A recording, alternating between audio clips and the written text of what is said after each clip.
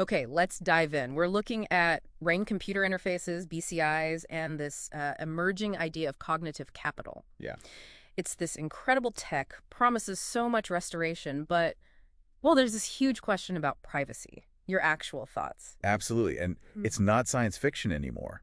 I mean, just look back at January 2024. Right, the Nolan Darbaugh case. Exactly.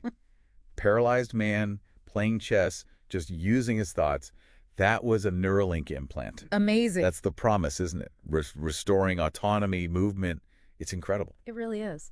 But it forces the central question, doesn't it? Who actually owns those electrical signals, Yeah. the ones that make up a thought? Mhm. We're talking neurodata. And can you even protect that? Is that possible? Well, that's the tricky part Yeah. because neurodata, it's just fundamentally different. It's a whole new category. How so? Different from, say, my search history. Totally different. It's not a behavioral proxy like clicks or searches. Yeah. And it's not static data like your genome. This is dynamic. It's basically the source code of your thought process, Yeah. captured in real time, conscious, subconscious, everything. The source code. Yeah. Wow. So can you actually anonymize that effectively? Or is that just wishful thinking? That's a huge challenge. Because these BCIs, they pick up involuntary stuff too, right? Emotional reactions, biases you don't even know you have. Exactly. Your unique neural pattern, your brain print. And if that gets breached, you can't just reset it like a password. Nope, it's permanent. The violation is, well, forever. Scary. And then you add another layer. Most BCIs we talk about are read devices. Yeah. They decode your intent. Okay.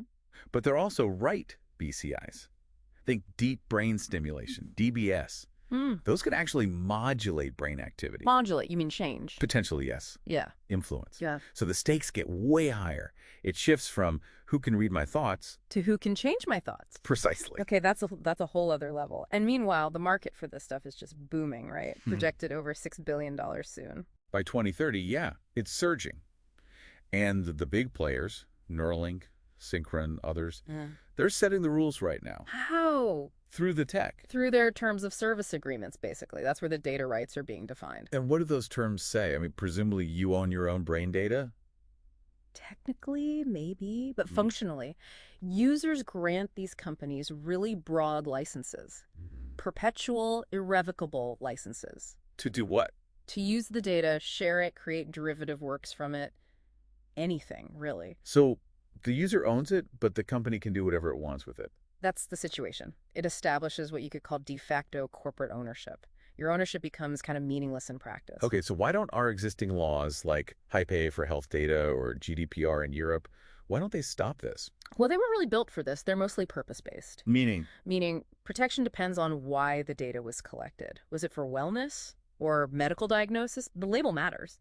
But Right. with neurodata, data collected for something seemingly benign like, I don't know, focus tracking. Yeah. It could potentially be algorithmically repurposed later to infer really sensitive health information, depression risk, early onset dementia signs, who knows? That's the purpose creep issue. Exactly. The initial purpose limitation becomes useless. So the old rules just don't fit, which I guess explains this push for specific neuro-rights. That's right.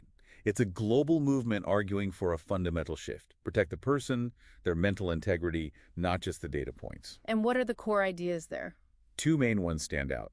First, the right to mental privacy, basically shielding your mind from unauthorized access. Your thoughts are your own. Makes sense. And second, the right to free will or agency, ensuring your autonomy isn't manipulated by this technology. Freedom from coercion. So privacy and autonomy, fundamentally, is this actually happening anywhere? Are lawmakers acting? They are starting to.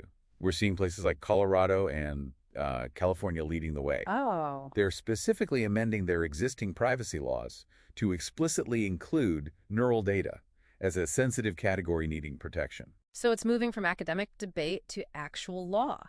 It is. It shows there's recognition that we need new guardrails fast.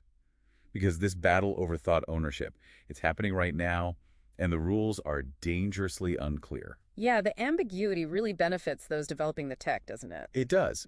We're kind of in a race to get sensible governance in place before the tech completely outruns our ability to manage it. Okay, so wrapping up. Let's leave people with something to chew on. Connect it back. Sure. Well, think about affective BCIs. Devices that could potentially read and maybe even display emotional states in real time. Oh, wow. Like a mood ring wired to your brain. Sort of, but much more direct and maybe accurate. Now, think about human interaction. So much of it relies on, well, a bit of opacity, right? Plausible deniability about how you're really feeling. Exactly, that social buffer. What happens to society, to our relationships, if that buffer just disappears? Mm. If everyone's raw thoughts and emotions become instantly, technically readable? That's a profoundly different world. A lot to think about there.